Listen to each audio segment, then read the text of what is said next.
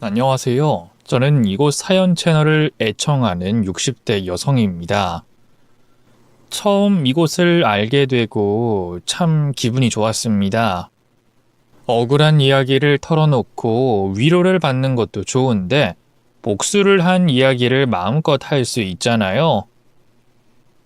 주변 사람들 신경 쓰지 않고 말이죠. 흔히 때린 놈은 마음 편히 못 자도 맞은 놈은 다리 쭉 뻗고 잔다는 말처럼 아무리 내가 당한 일에 대한 복수라고 해도 제가 복수한 일들 남들 앞에서 말하는 건 쉽지 않은 일이었어요. 결국에 똑같은 짓을 한 건 아니냐는 말도 들을 수 있고 앞에서는 몰라도 뒤에서는 제 흉을 볼 수도 있으니까 말이죠. 더욱이 이번 일은 제 아들 녀석도 관련된 일이라 제가 더 조심스러웠습니다. 그런데 이곳은 익명이니 제 마음껏 그날의 일에 대해서 말할 수가 있을 것 같네요. 그럼 제 친구에게 말한다고 생각하면서 제가 했던 복수에 대해 말해보겠습니다. 저희 집은 정말 찢어지게 가난했어요. 얼마나 가난했는가 하면 부모님께서 오로지 먹고 살 걱정만 하시느라 그 외에는 다른 관심을 가지지 못하실 정도였죠. 저도 원래 낳으려고 해서 낳은 아이가 아니었습니다. 어쩌다 보니 생겼고 임신인 줄 모르고 지내다 배가 부르고 나서야 알게 되어 낳게 됐죠. 그러다 보니 어린 시절에 저는 부모님께 제대로 된 보살핌을 받지 못했습니다. 두 분이 절 사랑하지 않아서 그런 게 아니라 두 분도 그만큼 여유가 없었거든요. 그런 집에서 나고 자란 저는 누가 봐도 보살핌을 받지 못하는 아이였어요. 아직 세상을 모르는 제 또래 친구들이 봤을 때도 말이죠. 그래서 동네 아이들에게 놀림을 정말 많이 받았습니다. 그때 저를 유독 괴롭히던 친구가 한 명 있었는데 그 애가 바로 최세란이라는 친구였어요. 나이는 저와 동갑이었지만 정반대의 삶을 살고 있던 아이였죠. 그 애는 부잣집 아이였거든요. 그래서 항상 머리끝부터 발끝까지 새하얀 옷을 입고 다녔습니다. 저는 반대로 온갖 때가 다 묻은 꼬질꼬질한 옷을 입었고요. 그런 이유에서인지 세란이는 어릴 때부터 자기와 제가 어울리고 섞일 수 없는 존재인 것처럼 대했어요. 자기만 저를 그렇게 했던 게 아니라 동네 친구들 모두가 저를 따돌리도록 주도했죠. 세란이의 따돌림은 국민학교를 가서도 이어졌습니다. 한 반에 40명, 50명 되던 시절 세란이는 저와 같은 반도 아닌데 제가 있는 반으로 찾아와서는 처음 보는 친구들에게 저희 집 사정을 촉새처럼 떠들기 시작했습니다. 물론 처음 본 아이의 말을 믿고 저를 무작정 이상한 아이로 생각하는 친구들은 없었어요. 오히려 세란이의 행동을 지적하는 친구들이 많았죠. 그런데 시간이 지날수록 세란이의 영향력은 강해졌습니다. 그 당시 그 나이대에는 찢어지게 가난하다는 게 따돌림을 당하는데 충분한 이유가 됐거든요. 그래도 반이 떨어져 있어서 최세란과 마주칠 일은 많지 않았습니다. 최세란도 자기 반 친구들과 노는 게 중요했으니까요. 그러다 제가 그 애와 같은 반이 되면서부터 저를 본격적으로 괴롭히기 시작했어요. 제가 얼마나 가난한 집 아이인지, 제가 얼마나 별로인지 반 아이들에게 돌아가며 말하면서 저를 그렇게 흉보고 놀리더라고요. 심지어 제가 쓰는 물건들이 더럽다며 제 물건들을 쓰레기통에 버리고 뒤에서 절 때리고 도망가기까지 해서 저는 학교 생활이 점점 더 힘들어졌습니다. 물론 학급의 모든 친구들이 최세란 편이 돼 저를 따돌렸던 건 아니었죠. 세란이에게 괴롭힘을 당하는 저를 도와주고 대신 나서주는 친구들 몇몇이 있었어요. 하지만 무서울 게 없는 세란이에게 또래 친구들의 지적은 별 소용이 없었습니다. 그래서 결국 참다 못해 저는 선생님에게 도움을 청할 수밖에 없었어요. 선생님, 세란이가 저를 너무 괴롭혀요. 자꾸 제 물건을 숨기고 욕하고 때려서 절 못살게 굴어요. 선생님이 좀 도와주세요. 어머, 영자야. 친구들이랑 잘 지내야지. 세란이가 괜히 그러겠니? 세란이가 얼마나 모범적이고 착한 앤데. 거짓말로 남을 음해하면 나쁜 짓이야. 너 거짓말쟁이가 되고 싶은 거니? 순진한 마음에 저는 어른인 선생님이 저를 도와주실 거라 생각했지만 그 아이 집에서 촌지를 받으신 선생님은 괴롭힘을 당하는 게 제 탓이라며 절 도와주지 않으셨습니다. 그래서 저는 어쩔 수 없이 부모님께 말씀을 드릴 수밖에 없었어요. 일하시기도 바쁜 부모님께 그런 걱정까지 끼치고 싶지 않았지만 저 혼자 견디기엔 너무 힘들었거든요. 결국 저희 부모님께서 최사란네 집으로 찾아가셨고 그 집 부모와 만나게 됐습니다. 하지만 그 집 부모는 전혀 미안한 기색 없이 형편이 어렵던 우리 집을 무시하며 마치 돈으로 다 해결할 수 있다는 것처럼 무례하게 나오더라고요. 그래봐야 애들끼리 좀 싸운 걸 가지고 일을 크게 만들 거 있어요? 애가 피해봤다는 건 몇 배로 보상해 줄 테니까 그 돈 받고 그냥 이쯤에서 끝내죠. 보아하니 집안 형편도 안 좋은 것 같은데. 부모님은 그 앞에서 아무 말씀도 하지 못하셨고 학교에서도 일이 커지기를 바라지 않자 결국 저는 사과 같지도 않은 사과를 받고 물러설 수밖에 없었습니다. 그리고 저는 괜히 저 때문에 부모님까지 그런 수모를 당하신 것 같아 죄송했어요. 그래서 앞으로 문제를 일으키지 않아야 되겠다고 생각했죠. 그때부터 일부러 최세란을 피해 다녔어요. 하지만 저희는 하필이면 같은 중학교에 올라가게 됐고 거기서도 세란이는 저를 콕 집어 괴롭히곤 했습니다. 그렇게 자포자기 하면서도 꿋꿋이 학교 생활을 하던 어느 날 아버지께서 갑자기 쓰러지시며 저는 혼자 생계를 꾸리셔야 하는 엄마를 도와 생업전선에 뛰어들게 됐어요. 그 후 저는 결국 다니던 학교를 그만두고 일을 하게 됐습니다. 중학교 졸업장도 받지 못하고 학업을 관둬야 하는 게 속상하고 마음 아팠지만 그래도 가족을 위해서 일할 수 있다는 생각에 보람차고 기뻤어요.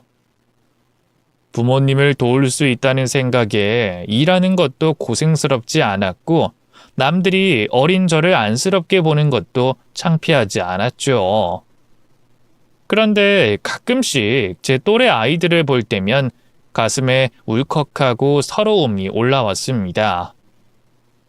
교복을 입고 제잘거리며 다니는 아이들을 볼 때마다 초라한 차림으로 일을 하는 제가 괜히 움츠러들게 되더라고요.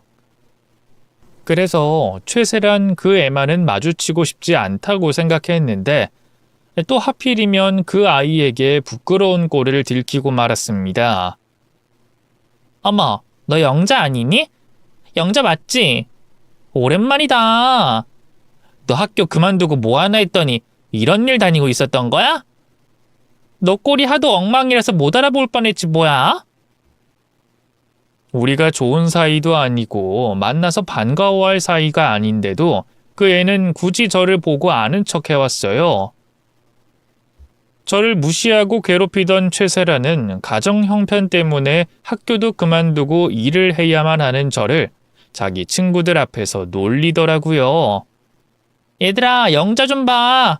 우리 영자 너무 불쌍하지 않아? 얼마나 가난한 집에 살길래 학생이 공부도 때려치우고 일을 다녀? 근데 영자야, 넌 미래 생각도 안 하니? 아무리 그래도 중학교 졸업장은 있어야지. 어쩌자고 그런 결정을 했어? 겨우 국민학교 나와서 앞으로 뭘 해 먹고 살려고? 나이 들어서도 계속 공순이 하려고 그래? 아, 하긴 너한텐 어쩌면 이 길이 나을 수도 있겠다. 머리가 안 되면 몸이 고생해야지 뭐. 안 그래? 나라고 학교를 그만두고 싶어서 그만둔 줄 아는지 최세라는 다른 사람들 앞에서 저를 모욕하고 짓밟았습니다. 하지만 바보 같은 저는 대꾸 한번 못하고 말았죠. 어찌나 비참하고 창피하던지 정말 쥐구멍이라도 숨고 싶더라고요. 그 후로 저는 일부러 교복 입은 아이들을 피해 다니기만 했습니다.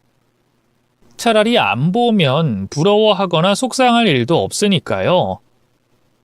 또 저를 못 잡아먹어서 안달이던 세란이도 피할 수 있었어요. 그렇게 학업을 포기하고 계속 일을 하던 저는 성인이 된 후에도 쉬지 않고 일을 해야 했습니다. 이 일 저 일 가리지 않고 별별 일을 다 했었죠. 최세란이 했던 말처럼 국민학교 졸업장만으로는 미래가 없는 건지 저는 늘 어렵고 힘든 일만 해야 했어요. 그래도 그런 제 인생이 늘 힘들기만 했던 건 아니었습니다. 당시 시장에서 일을 하던 저는 같은 시장 안에서 일하던 남자를 만나게 됐고 그 사람과 사랑을 약속하고 가정까지 꾸리게 됐죠. 남편이나 저나 가진 것도 없이 넉넉한 형편은 아니었지만 그래도 내 편 하나가 생겼다는 게 무척 든든하고 힘이 되더라고요. 그렇게 남편과 저는 슬아의 아들까지 낳으며 행복한 새 식구가 됐고 어렵지만 희망을 잃지 않으며 열심히 살아가고 있었습니다. 열심히 살아가는데도 여전히 형편은 궁색했지만 보기만 해도 배부른 자식과 든든한 남편 덕분에 더 바랄 것 없는 삶이라 생각했어요. 하지만 그런 행복도 잠시. 아들이 중학생이 됐을 무렵 남편이 사고로 갑작스럽게 세상을 떠나며 또 한 번 제 인생에 시련이 찾아오고 말았습니다. 저는 하루아침에 과부가 됐고 앞으로 남편 없이 홀로 아들을 잘 키워야만 했어요. 하지만 원래도 넉넉지 못한 형편에 남편마저 없는 제가 혼자 자식을 번듯하게 키울 수 있을지 걱정부터 들더라고요. 정말 고마워, 세란아. 사실 오늘 너무 못 팔아서 우리 팀장님한테 한 소리 들을까 봐 걱정했는데 네가 이렇게 사준다고 하니까 한시름 놨네. 그럼 친구 좋다는 게 뭐니? 반가워서 밥이라도 사주고 싶은데 내가 좀 바빠서. 아무튼 다음에 또 보기로 하고 난 이만 가볼게. 그런데 그때 돌아가던 그 친구가 갑자기 넘어지면서 들고 있던 음료수를 쏟아버렸습니다. 그런데 말도 안 되게 넘어졌어요. 도저히 넘어질 수 없는 상황에서 혼자 넘어진 거죠. 넘어진 세란이는 갑자기 애먼 저를 보며 화를 냈습니다. 야, 너 지금 뭐 하는 짓이야? 너 때문에 옷 다 버렸잖아. 너 미쳤어? 제가 어떻게 한 것도 아니고 그냥 자기 혼자 아크로바틱을 하듯이 넘어져 놓고 자기가 넘어진 게 제 탓이라며 불같이 화를 냈어요. 아무 잘못 없던 저는 괜히 욕을 먹어 어이가 없었지만 그래도 다친 친구가 걱정돼 챙겨주려 했습니다. 세란아, 괜찮아? 어디 다친 곳은 없어? 넌 눈이 없니? 보면 몰라? 지금 내가 괜찮아 보여? 이게 옷 얼마짜린 줄 알아?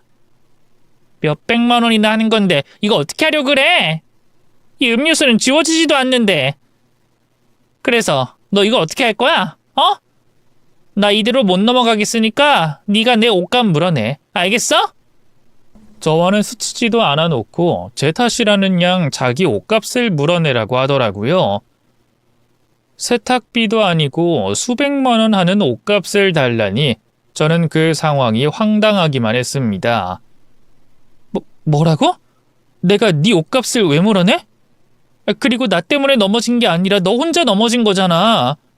근데 왜 남 탓을 하니? 뭐라고? 아니 이게 예정 봐서 좋게 넘어가 주려고 했더니 정신을 못 차리고 기어오르네?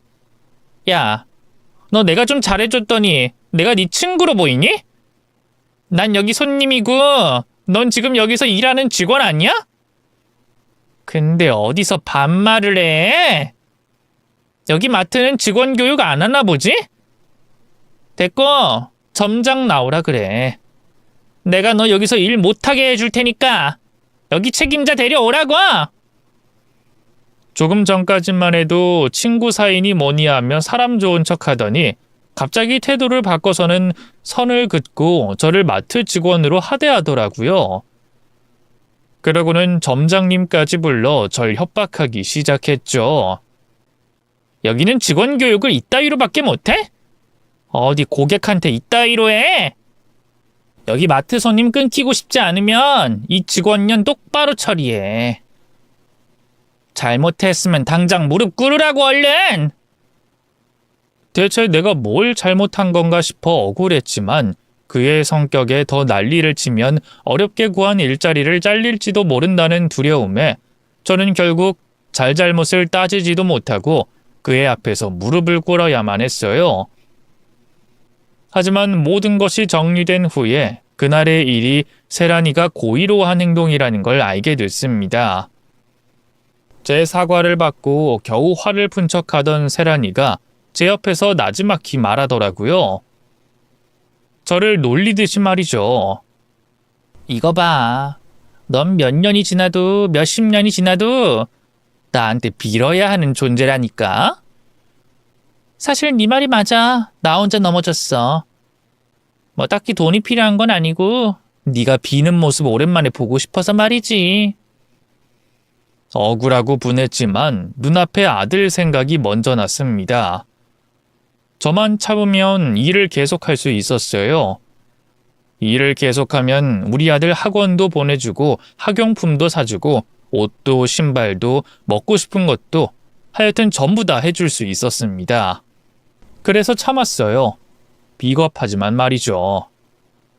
그 후 저는 그 애를 또 마주칠지 모른다는 걱정에 아예 눈에 띄지 않으려 매장 뒤에서 숨어 하는 일을 하게 됐습니다. 제품 판매 일보다 훨씬 어렵고 힘든 일이었지만 아들을 위해서 포기하지 않고 일을 했어요. 그리고 고맙게도 아들은 제 부족한 노력에 보답이라도 하듯 매번 좋은 성적을 받아와 절 기쁘게 해줬습니다. 그리고 고등학교를 졸업하며 그 어렵다는 명문대까지 합격하게 됐죠. 나 혼자 어렵게 키운 자식이 제대로 된 지원도 없이 좋은 대학에 들어가 줘서 저는 안도가 되고 기뻤습니다. 전 비록 국민학교밖에 못 나와 고생하며 살지만 우리 아들은 좋은 대학 가서 좋은 직업 얻으며 편하게 살았으면 싶었거든요. 그런데 그런 아들이 어느 날 제게 로스쿨 입학 소식을 알려왔습니다. 원래 아들이 공부하던 전공과 전혀 관계가 없어 의아해하던 제게 아들은 모두 계획된 일이라고 말하더라고요. 저 원래부터 로스쿨 갈 생각이었어요. 그래서 학점 잘 받을 수 있는 전공 골랐고 부전공으로 법학한 거예요. 그동안 과외하고 돈 모아서 로스쿨 학비도 마련해 뒀어요. 저 검사 될 거예요. 엄마, 검사 돼서 엄마가 다시는 누구한테도 무릎 꿇을 일 없게 할 거예요. 알고 보니 아들이 수년 전 제가 최사란 앞에서 무릎을 꿇은 것을 봤더라고요. 제가 잘못 없이 수모를 당하는 걸 본 아들은 자신이 대단한 사람이 되어 다시는 그런 일을 겪지 않게 하겠다고 결심을 했었답니다. 그래서 법조인이 되기로 마음을 먹었다고 하더라고요.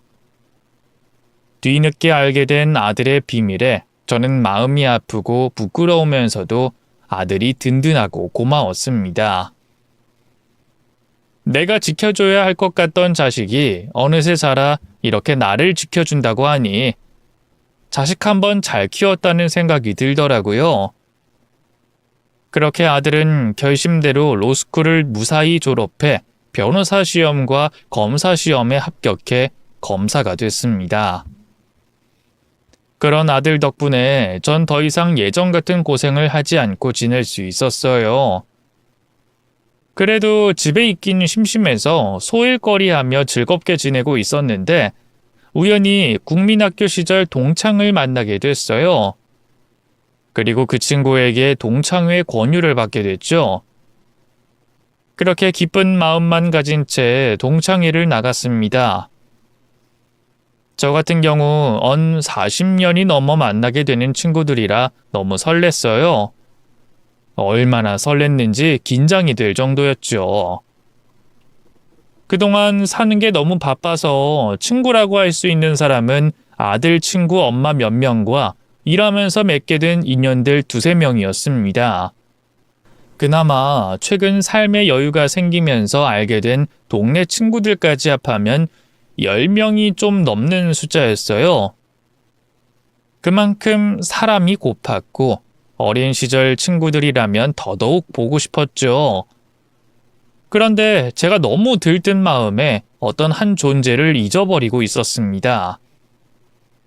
성인이 돼서도 절 괴롭혔던 최세란을 말이죠.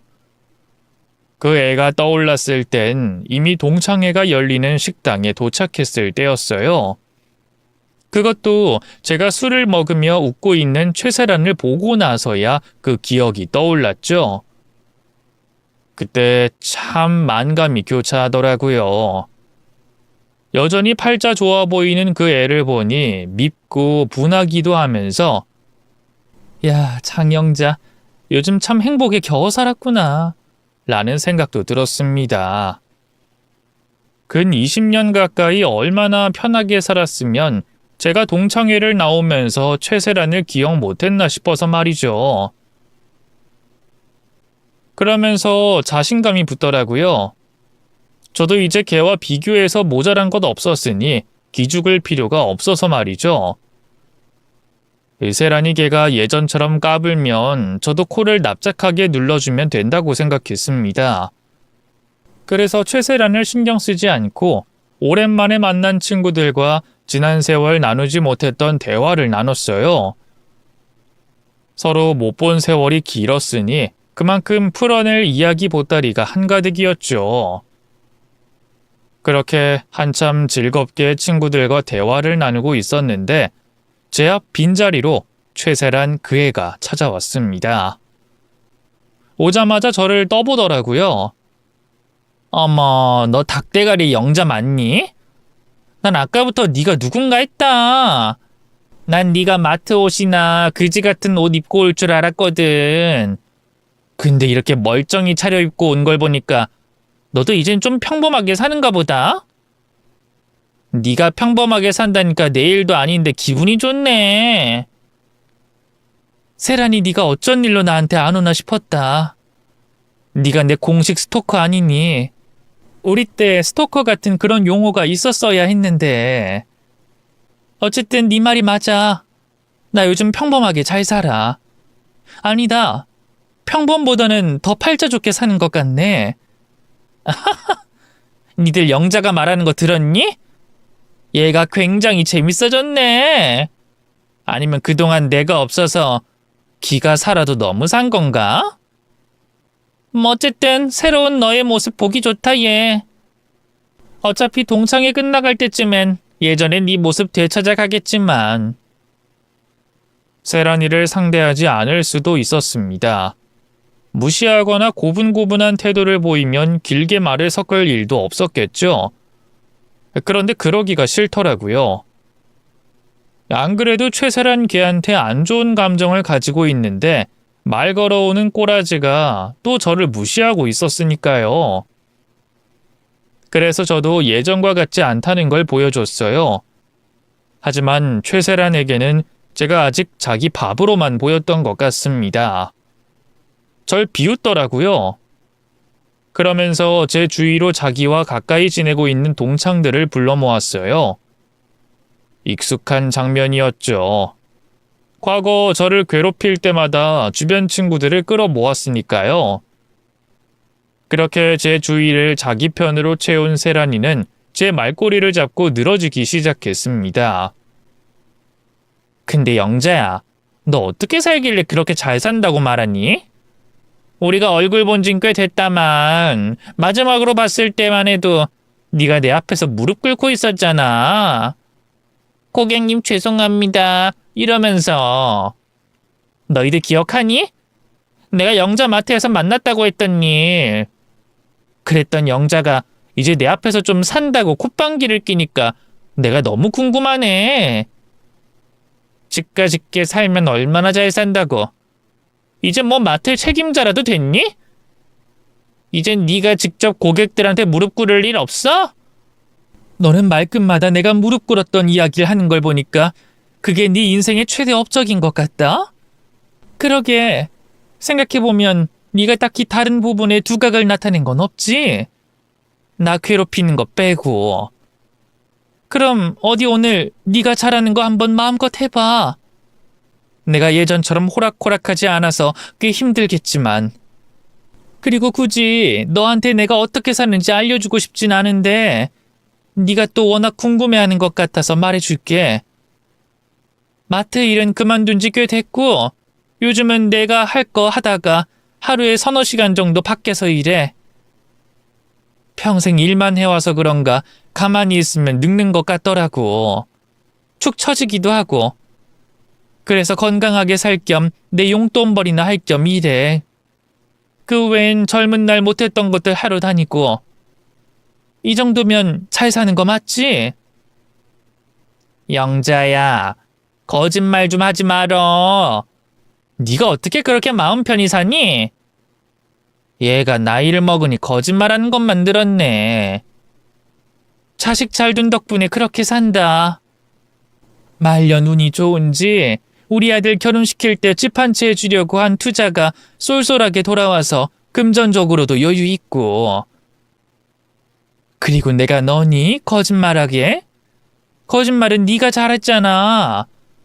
학교 선생님이나 네 부모님께. 그러니까 나도 너처럼 거짓말 잘할 거라고 생각하지 마. 뭐? 이게 아까부터 말 한마디 안 지려고 하네? 야, 넌 내가... 그래, 아니다. 화낼 일은 아니지. 지가 잘 산다고 하는데 내가 뭐라고 하겠어? 그럼 영자야, 너도 우리 투자하는데 같이 껴볼래? 여기 현숙이도 영미도 또 정훈이도 나랑 같이 투자하거든. 너도 여유 있다면 재미삼아 해보자. 용돈벌이로 하는 돈을 투자해서 불리면 좋잖아. 안 그래? 그럼 넌 돈도 불리고 네 말이 거짓이 아니라는 걸 증명도 하는 건데 일석이조 아니니? 투자라는 소리에 잠시 멈칫하긴 했습니다. 허튼 곳에 돈을 쓰는 것도 싫었고 괜히 이번 일로 세란이 걔와 엮이는 게 싫어서 말이죠. 그런데 제가 예전과는 다르다는 걸 보여줘야 하겠더라고요. 거기다 지금 발을 빼면 제가 한 말들이 모두 거짓이 될 상황이었습니다. 그래서 하겠다고 말하며 뭐냐고 물어봤죠. 그런데 분위기가 이상했어요. 세란이 옆에 있던 친구들이 세란이를 말리더라고요. 돈 번다는데 나야 좋지. 얼마 투자하면 되니? 그 전에 어디에 투자하니? 이런 건 꼼꼼히 확인해야 하잖아. 만일이지만 거짓말 잘하는 네가 사기칠지도 모르는데. 내가 거짓말을 한다고? 하, 참나. 너 돈이나 준비해. 나중에 돈 없다고 딴소리 하지 말고. 만약에 너 지금 이 모든 게 허풍이었으면 나 대충 안 넘어간다. 그땐 우리 어렸을 때처럼 내가 너 때릴 수도 있어. 알겠지? 그래. 그럼 무슨 투자인지 말해줄게. 아이 세란아, 그게 무슨 소리야? 우리랑 상의도 없이 얘를 끼워넣으면 어떡해? 그래 세란아. 이게 아무나 투자하고 아무나 들어선 안 되는 일이잖아. 됐어. 이 정도로 해. 영자얘 요즘에 먹고 살만한가 보지. 너희들은 가만히 있어. 지금 얘가 나한테 기어오르는 거 안 보여? 뭣도 없는 게 입만 살고 거짓말만 들어서는 나랑 동급인 척 하잖아. 그리고 애초에 너희들도 나 아니었으면 이 판에 못 끼는 거 아니야? 그런데 어디서 해라 마라 명령질이야? 이것들이 정말... 미안하다 영자야. 내가 좀 흥분을 했네. 내가 요즘 착하게 살려고 했더니 너처럼 분수도 모르고 기어오르는 애들이 많아서. 그래, 내가 말한 투자가 뭐냐면... 그렇게 제게 이를 악문 세라니의 투자 설명을 듣고 보니 뭔가 이상했습니다. 이게 보통의 투자는 아닌 것 같더라고요. 뭐라 설명하는데 자세한 건 모르지만 불법적인 내용이었어요.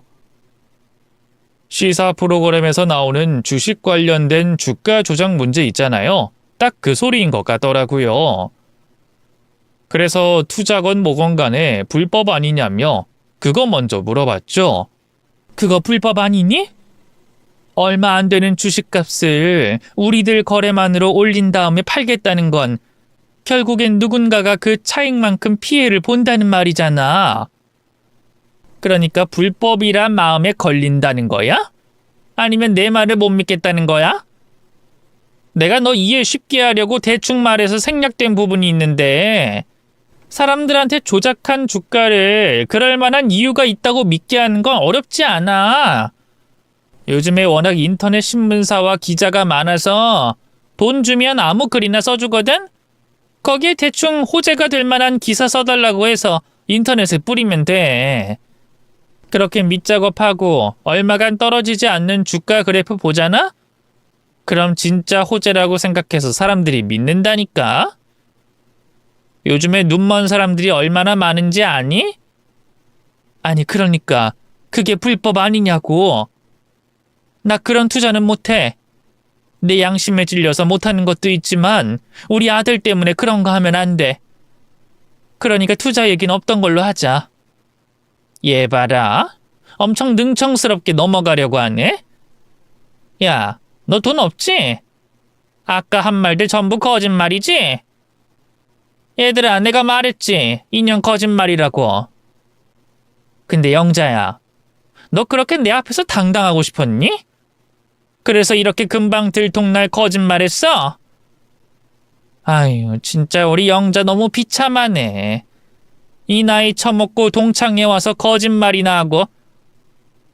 근데 난 너 안 믿었어. 한 번 그 진년은 영원한 그 진년이지. 어떻게 팔자 좋게 살아? 그것도 초졸인년이. 네가 아들 새끼 가르쳐봤자 뭔 덕을 볼 수 있다고. 그래, 뭐 덕 보고 있다는 네 아들 뭐하고 사니? 너처럼 초졸은 아니지? 하기야 뭐 요즘 세상에 초졸이 어딨다고. 그리고 부모보다는 자식이 뭐라도 낫겠지. 근데 그래봤자 아니겠니? 걔가 누구 유전자를 받았겠어. 누구 배에서 나왔는데. 네 아들 안 봐도 뻔하다 뻔해. 아유, 아들이 불쌍하네. 부모 잘못 만나서 멍청한 유전자라. 뭐? 야, 네가 뭔데 우리 아들을 함부로 입에 올려? 너 우리 아들이 누군지 알고 내 앞에서 당당하게 범죄 저지르는 이야기라니? 너 내가 우리 아들 부르면 잡혀가, 알아? 네 아들? 네 아들 뭐 하는데? 뭐 너처럼 마트에서 일하던 거 아니었어? 왜? 네 아들도 내가 무릎 꿇게 해줄까? 네가 그랬던 것처럼 네 아들도 내 앞에 무릎 꿇게 해줘? 거지 같은 게 지 분수도 모르고 감히 어딜 기어오르려고 해? 우리 아들 검사야. 방금 네 입으로 말한 범죄 저지르는 것들 잡아 쳐넣는 검사라고. 그래, 잘 됐네. 너희들 전부 한통속으로 그 짓거리 했다는 거지? 그럼 내 아들한테 잡아가려고 해야지. 안 그래? 저 정신 나간 년 좀 봐라. 거짓말 들통나고 미천도 없으니까 이제 악을 쓰네. 얘들아, 영자가 하는 소리 들었니? 지 아들이 검사란다. 우리 탁대가리 영자 아들이 검사라는데? 아니, 너무 웃기지 않니? 아, 근데 좀 짠하다.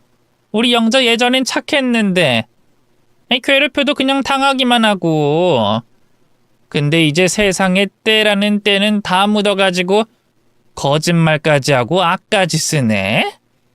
불쌍하긴 뭐가 불쌍해.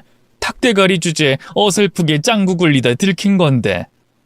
난 아까부터 당당한 얘 태도가 마음에 안 들었어. 그래서 진짜 뭐라도 있나 싶었는데 그게 다 거짓말이라니까 어이가 없어. 화가 날 정도야. 이래서 뭣도 없는 것들이 있는 척해서 사기를 치고 다니지. 최세란과 그 일당들은 제 말을 전부 다 거짓말로 치부했습니다. 그러면서 제 아들까지 욕하고 절 조롱했죠. 거기서 그치지 않았어요. 제 아들이 검사라는 말에 꽂혔는지 그걸 가지고 제 앞에서 말해선 안 되는 자신들의 잘못들까지 꺼내 조롱을 하더라고요. 얘들아 그만!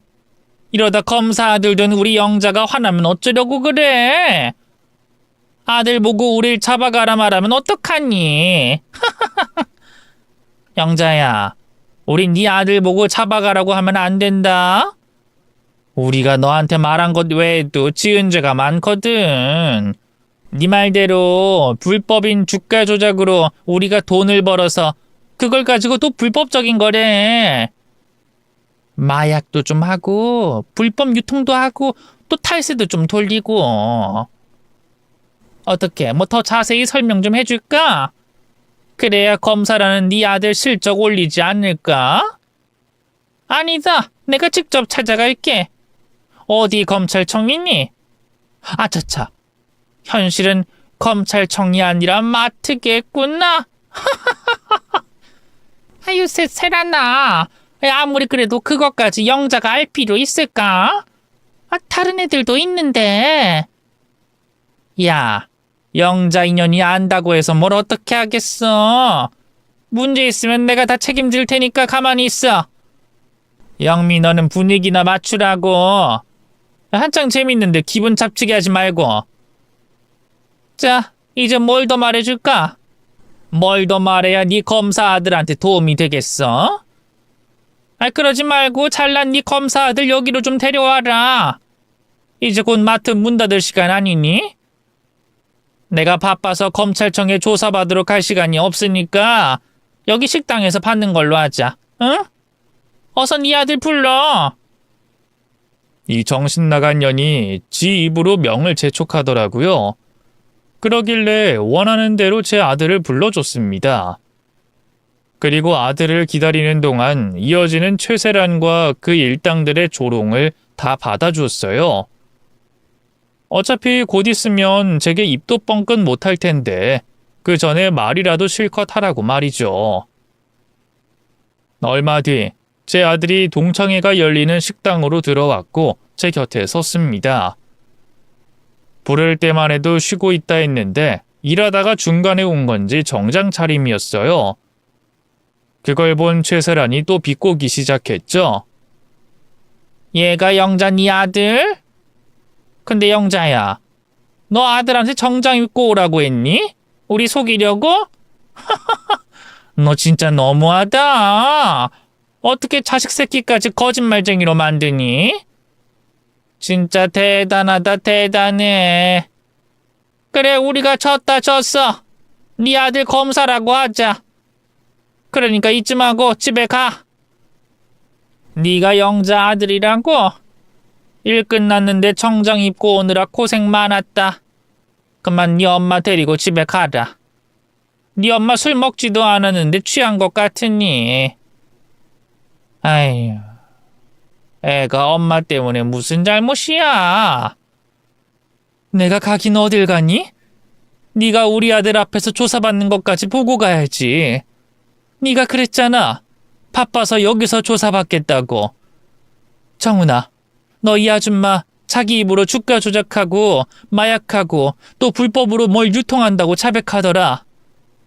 그런데 검사 아들 둔 내가 그냥 넘어갈 수 있어야 말이지. 네가 확인 좀 해보렴.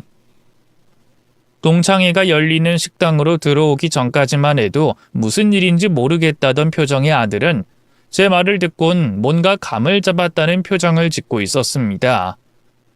그리고 세란이를 보는 눈빛이 달라졌죠. 어, 어머니, 이 아주머니 그때 그 사람 맞죠? 예전에 그 마트에서 그 사람. 뭐, 마트? 너 언제나 봤니? 나는 널 본 기억이...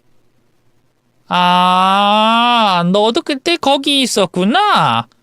네 엄마가 나한테 무릎 꿇었을 때. 어머, 그런데도 영자 너는 네 아들을 여기로 부른 거야? 아, 얘가 정말 부끄러운 게 없네.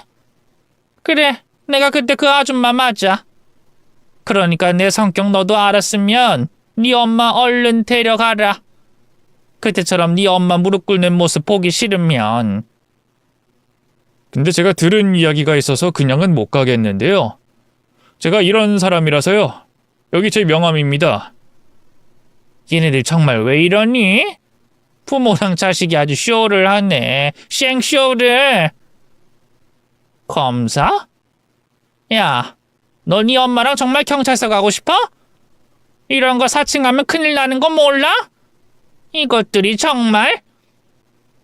세란이를 기억한 아들이 자기 명함을 내밀었고 그걸 본 세란이가 그 명함까지 거짓이라며 길길이 날뛰었어요. 그런데 혼자서 열을 내는 것도 잠시였죠. 저와 아들이 무표정한 얼굴로 열을 내는 자신을 빤히 쳐다보고 있자 그제야 뭔가 자신이 놓치고 있다는 걸 깨달은 것 같았습니다. 몇 차례나 저와 아들에게 검사가 맞냐며 확인을 했어요. 뭐야 그 표정은? 진짜 검사라도 된다는 말이야? 진짜? 너 진짜 검사야? 야 영자야, 진짜 네 아들이 판검사할 때 그 검사라고? 내가 언제 거짓말한 적 있니? 거짓말은 너나 하는 거지. 우리 아들 검사 맞아. 못 믿겠으면 검찰청에 전화해서 물어봐. 전화 안 통하면 확인할 수 있잖아. 저희 어머니 말씀처럼 하시죠. 아니면 경찰에 신고 먼저 할까요? 주가 조작이나 불법 유통은 바로 수사를 못한다고 해도 마약 관련해서는 경찰 신고로 즉시 확인이 가능한데 제가 검사 사칭하는지 확인도 할 겸 말이죠. 아들과 제가 자신 있게 말을 건네자 최세란과 그 일당의 얼굴이 새파랗게 질리기 시작했습니다. 자기들도 이제야 깨달은 거죠. 제 말이 허풍과 거짓말이 아니라는 걸. 제 아들이 검사가 맞다는 걸 말입니다. 그때부터 자리에 앉아 절 비아냥거리던 애들이 절 붙잡기 시작했어요. 영자야, 세란이가 한 말 전부 장난인데? 우리 나이에 이렇게 아줌마가 돼서 무슨 주식 조작이고 마약을 해. 그냥 TV에서 주워들은 소리 그대로 말한 것뿐이야. 너한테 장난 좀 치려고. 우리 장난이 심했으면 미안해. 그렇다고 이 좋은 날 아들까지 불러서 뭘 또 경찰 이야기가 나와. 그래, 뭐 경찰은 무슨 경찰이니. 우린 네가 진짜로 아들을 데리고 올 줄 몰랐어. 진짜 올 줄 알았으면 진작에 장난이라고 했지. 그러니까 너무 진지하게 생각하지 말고 네 아들 바쁠 텐데 얼른 보내. 이상하다. 조금 전까진 세란이 하는 말 들어보면 장난 같지 않던데. 너희도 세란이가 말할 때마다 걱정하고 놀라고 했잖아. 마치 공범들이 들키면 안 되는 이야기를 들킨 것처럼. 뭐 그거야 수사해보면 다 나오지 않겠니? 제 입에서 수사라는 말이 나오자 얼굴이 새파랗던 동창들이 개거품을 물기 시작했어요. 어떻게든 수사를 피해보고자 거짓말과 갖은 변명을 하고 있었죠. 그런데 그때 누군가가 제 팔을 잡곤 가게 밖으로 나갔습니다. 최세란이었어요. 최세란은 가게 옆 골목으로 들어가서는 제게 무릎을 꿇었죠.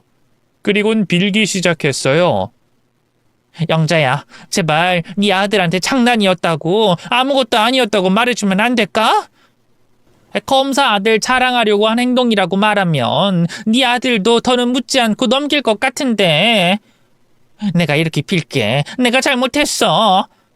그러니까 신고만은, 수사만은 피할 수 있게 해줘라. 천하의 최세란이 지금 내 앞에 무릎을 꿇은 거니? 네가 한 말들 전부 진짜였구나. 난 말하면서도 설마 했는데 너 어쩌다 이런 짓까지 하게 됐니? 주가 조작의 마약이라니. 너 범죄자가 다 됐구나. 너도 자식이 있을 텐데 그런 짓 하고도 자식 앞에 떳떳했니? 영자, 네가 뭐라고 해도 좋아. 전부 다 인정하고 전부 다 내 잘못이야. 그런데 네 아들에게만은 좀 비밀로 해주면 안 되겠어? 내가 너 원하는 거 다 들어줄게. 돈 필요하니? 아니면 뭐 사줄까? 가격은 상관없어. 내가 어떻게든 준비해서 너 줄게. 그러니까 제발 네 아들에게만은 아무 일 아닌 것처럼 말해주면 안 될까? 나 수사받으면 우리 시댁에서도 친정에서도 가만 안 둘 거야. 내 자식들 얼굴도 못 보고. 정말 잘못하다가 내가 가지고 있는 전부를 잃을 수도 있어. 그러니까 좀 봐줘, 응? 내가 너한테 한 짓들 평생 반성하고 속죄하며 살게. 제 앞에 무릎을 꿇고 싹싹 빌고 있는 최세란을 보자 이게 꿈인가 생신가 싶더라고요. 평생 누구에게도 굽히지 않을 것 같았던 그 무릎이 제 앞에 꿇고 있었으니까요.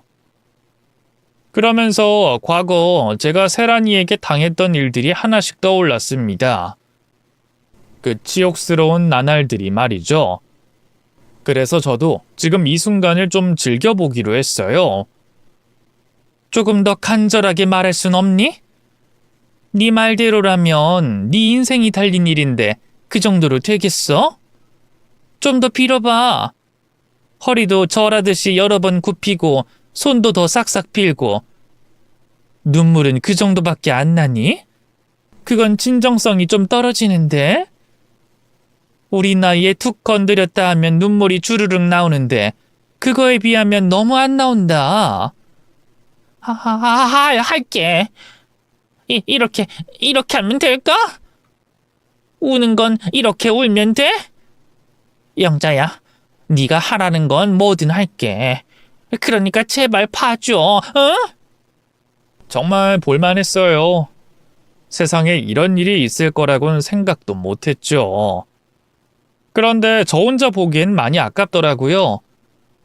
다른 동창들도 그 콧대 높은 최세란이 제 앞에서 무릎을 꿇고 엉엉거리며 손을 빌고 있는 모습을 봤으면 싶었습니다. 그래서 안으로 들어가자고 했죠. 너 안으로 들어가서도 똑같이 할 수 있겠어? 내가 추워서 그런가 안으로 가고 싶은데. 그리고 다른 사람들 앞에서 빌어야 진정성이 보이지, 안 그래? 안에서? 왜? 그건 싫은가 봐? 보는 눈이 있어서?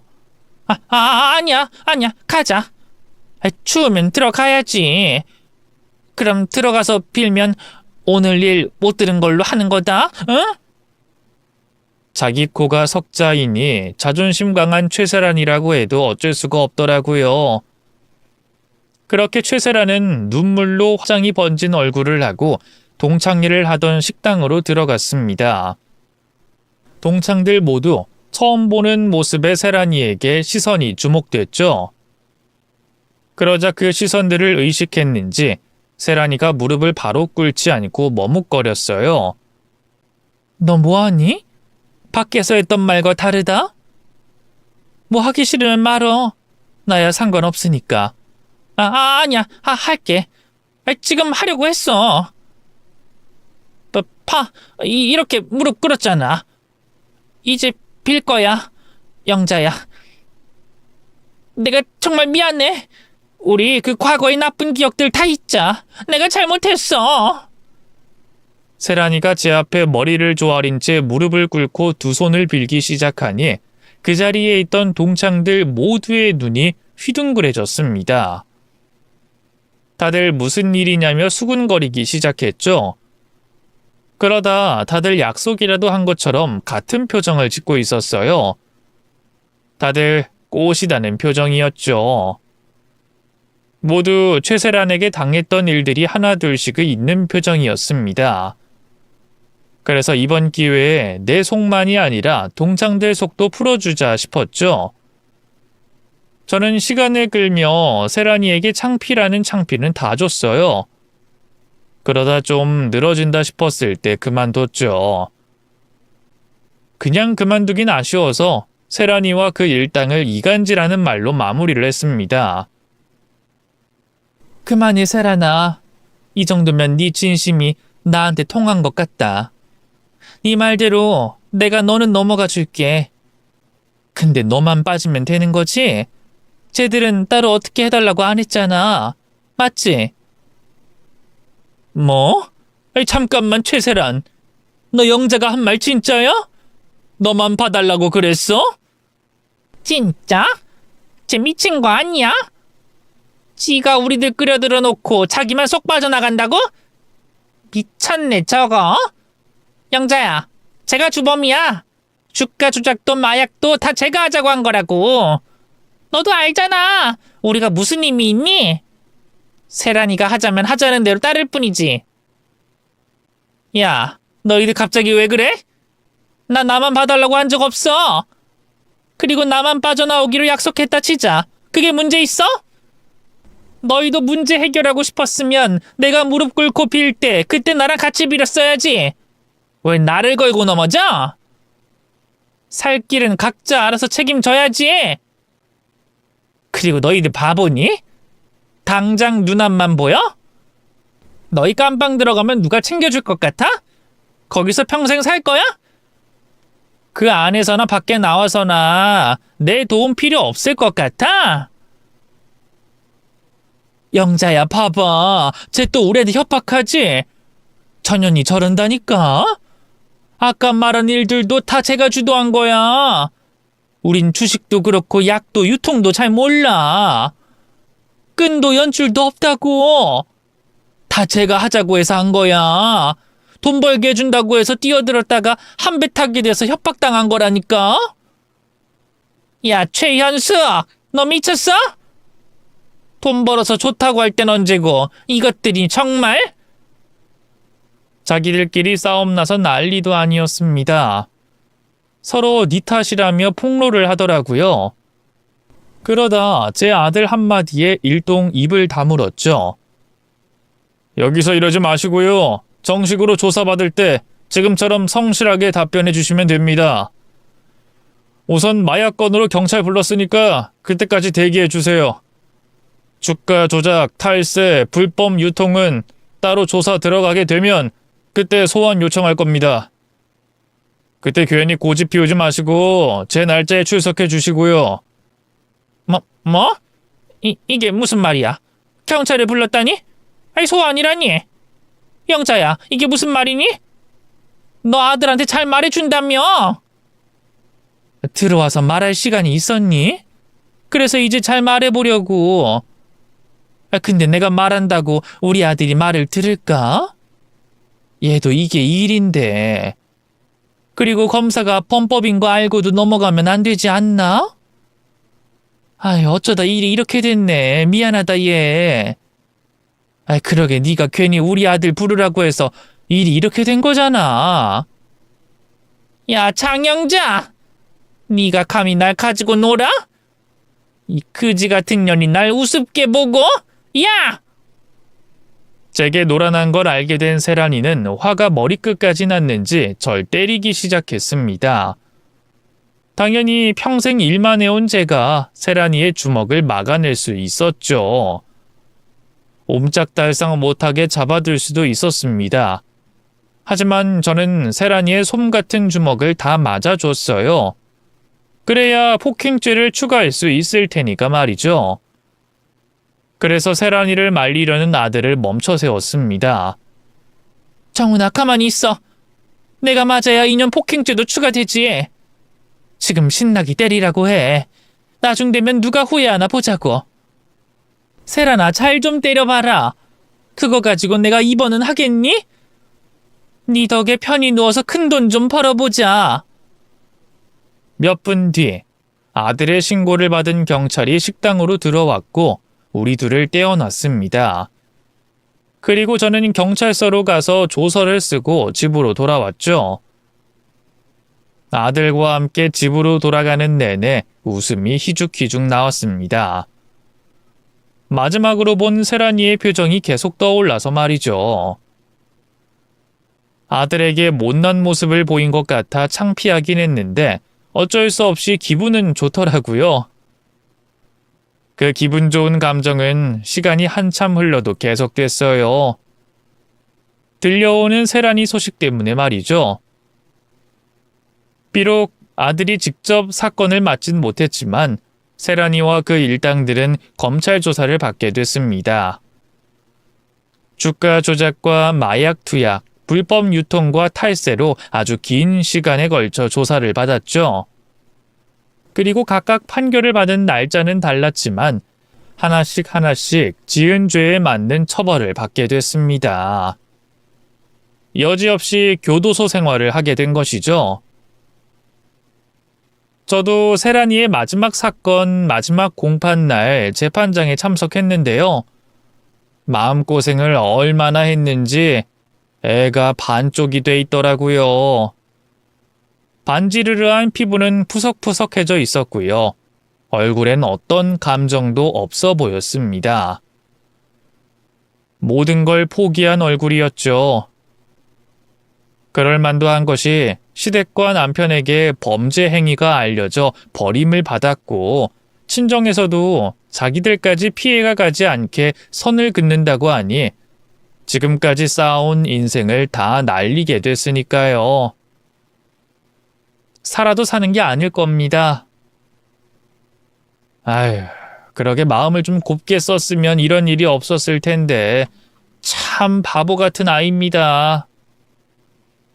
마음 곱게 써서 나쁠 게 없는데 말이죠.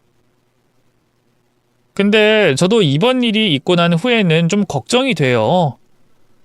어쨌거나 세란이 일 관련으로 저도 마음을 못되게 썼으니까요. 그래서 그날의 행동이 어떻게 돌아올지 걱정된 마음에 평소에 마음을 더 곱게 쓰려고 합니다. 그런데 어째 세란이 관련으로는 그게 잘 안 되네요. 그래서 이렇게 또 세란이 욕을 하는 제 복수를 자랑하는 자리를 나왔고요. 근데 이 정도는 하늘에서 벌을 내리시는 분도 용서해 주시겠죠? 제가 평생 세란이 걔한테 당한 게 있으니까요. 모쪼록 저는 세란이처럼 큰일 당하지 않기 위해 다른 사람들에게 마음 곱게 쓰면서 지내겠습니다. 그럼 저는 이만 글을 마치도록 할게요. 읽어주셔서 감사합니다. 다들 건강하고 행복하세요.